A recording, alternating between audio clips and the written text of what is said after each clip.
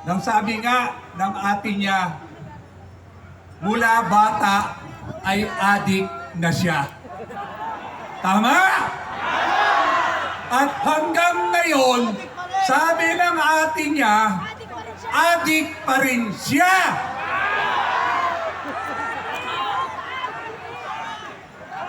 Ngayon, magtataka pa ba tayo kung bakit nagkawindang-windang ang bayang ito?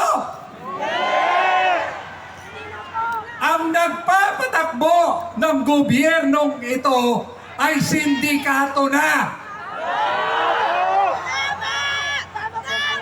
Adik sa coke, sabi nga ni Senador Amy Marcos, adik pa sa pera ng bayan. Mga salot kayong mga politiko kayo. Huwag niyong hintayin na masagad na ang taong bayan. Saan ka nakakakita kung sino ang nag-iimbestiga, siya pa ang nakukulong? Kung sino ang mga magnanakaw na congressman at senador, sila pa ang huhusga. Anak ng teteng kayo!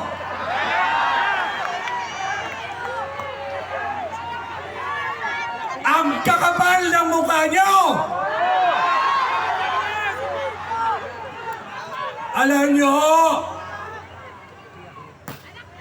Alam nyo ba yung kanta ni Frank Sinatra?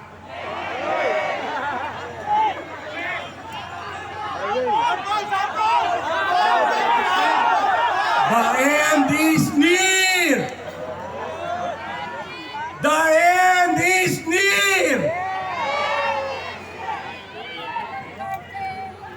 Ilang kilometro na lang makakarating na tayo sa lungga ng mga adik. Hahayaan pa ba natin na patuloy tayong lapastanganan ng administrasyong ito?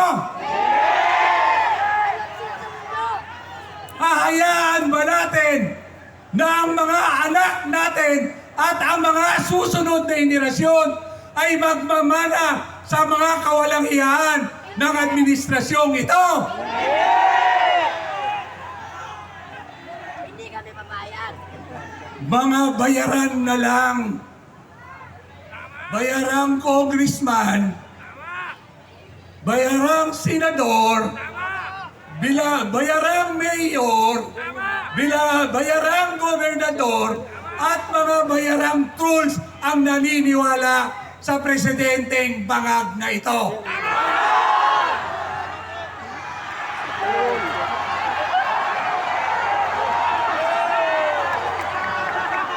Alam naman natin ang lahat ng krimen na nangyayari rito drug-related.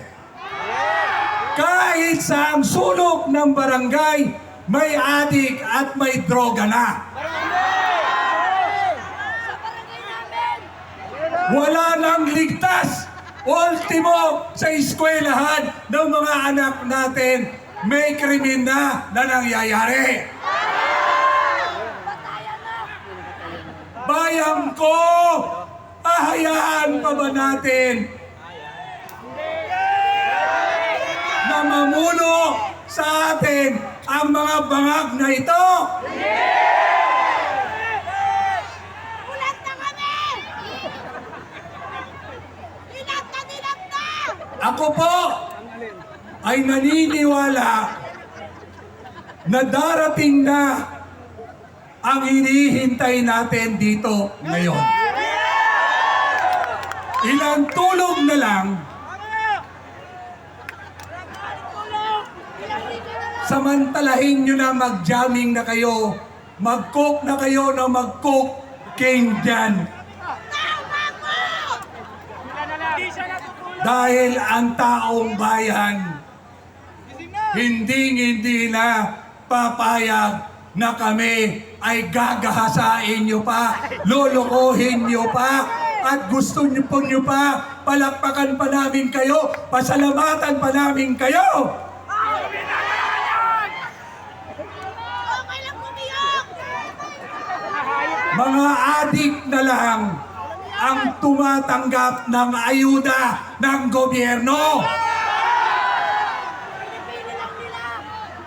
Kaya nananawagan din ako sa mga mayor, barangay captain at mga congressman nating ito na sana mahiya na kayo, sumama na kayo sa taong bayan dahil ang taong bayan ang dahilan kung bakit kayo nandyan sa masarap ninyong buhay. Mga anak kayo.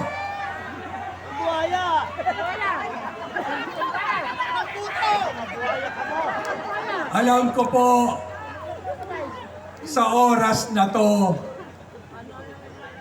sila po ay nagmamatsyag sa atin. Bangag, ito para sa iyo.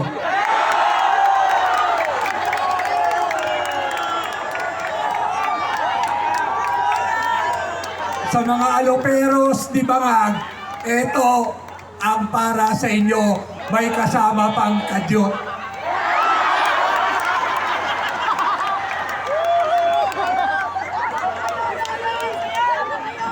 Rindong yan! Rindong yan! Alam niyo ho, yung mga kampon ng ating Bangag na presidente, sabi ni Senador Amy Marcos. Ako ho, maniniwala ako dahil kapatid na mismo ang nagsabi. Karamihan nga sa atin, sa chismis nga, naniniwala eh. Dito sa kapatid, hindi tayo maniniwala. Gagahasain na naman po nila ang budget sa susunod na taon. Aray mo! Aray! 2 trilyon ang dagdag sa budget nating ito na nanakawin na naman nila. Papayag pa ba tayo?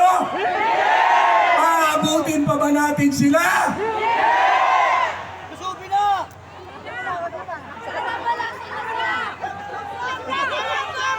Alam nyo,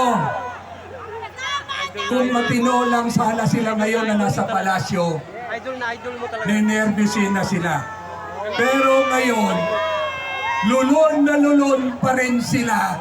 Kaya wala silang pakialam sa paghihirap at galit ng mga tao dito sa Liwasang Bonifacio.